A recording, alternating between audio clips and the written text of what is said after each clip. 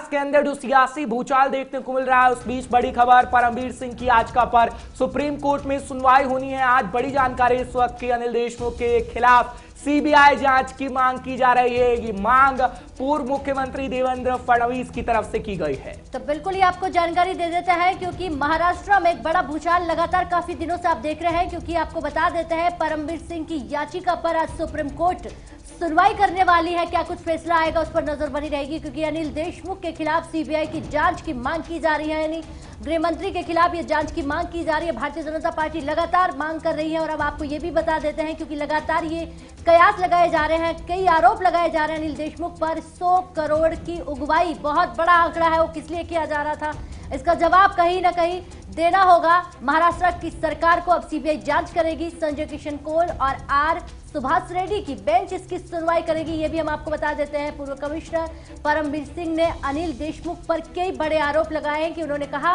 कि 100 करोड़ की अगुवाई करनी है। सचिन वाजे को बुलाकर ये बात कही गई, लेकिन उन्होंने सीधे तौर पर सभी आरोपों से पल्ला झाड़ लिया है। अब सुप्रीम कोर्ट में सुनवाई होने वाली है और सीबीआई की जांच, यानी कि मांग की जा रही है कि सीबीआई इस पर जांच करे और दूध का दूध और पानी का पानी।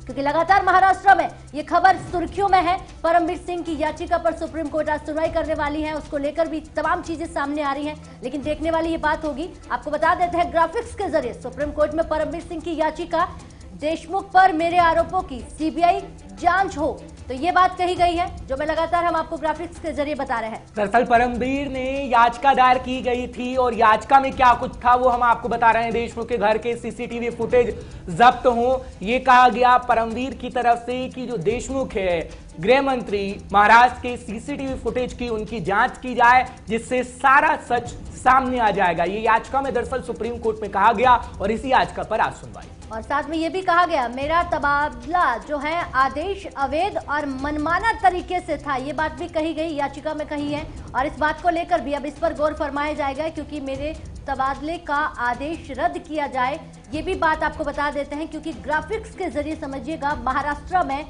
सुप्रीम कोर्ट में परमवीर सिंह की याचिका में क्या क्या चीजें लिखी हुई हैं, वो लगातार हम आपको बता रहे हैं। बिल्कुल, रश्मि शुक्ला की रिपोर्ट की जांच की जाए, क्योंकि अलग अलग जो नाम आए हैं उसका जिक्र भी किया जा रहा है और परमवीर भी इस नाम का जिक्र कर रहे हैं। और वो कह रहे हैं कि ट्रांसफर पोस्टिंग में धांधली पर ये रिपोर्ट थी, जिसके बारे में कहा गया। और परमवीर ने जो याचिका दायर की गई है उसमें तमाम बातें लिखी गई हैं और ये कहा गया है कि सुप्रीम कोर्ट में जो याचिका डाली गई है उसमें जब सुनवाई होगी तो सुप्रीम कोर्ट की तरफ से जो फैसला आएगा उस पर विश्वास रहेगा। क्योंकि परमवीर सीधा सीधा आरोप गृह मंत्री यानी महाराष्ट्र के गृह मंत्री अनिल देशमुख पर लगा रहे हैं। क्योंकि परमवीर जिस तरीके से कह रहे हैं कि उन्हें आदेश दिया गया था उगाही का और महाराष्ट्र सरकार अब इस पर जवाब दे रही है लगातार, क्योंकि बीजेपी उनसे सवालों का जवाब मांग रही है।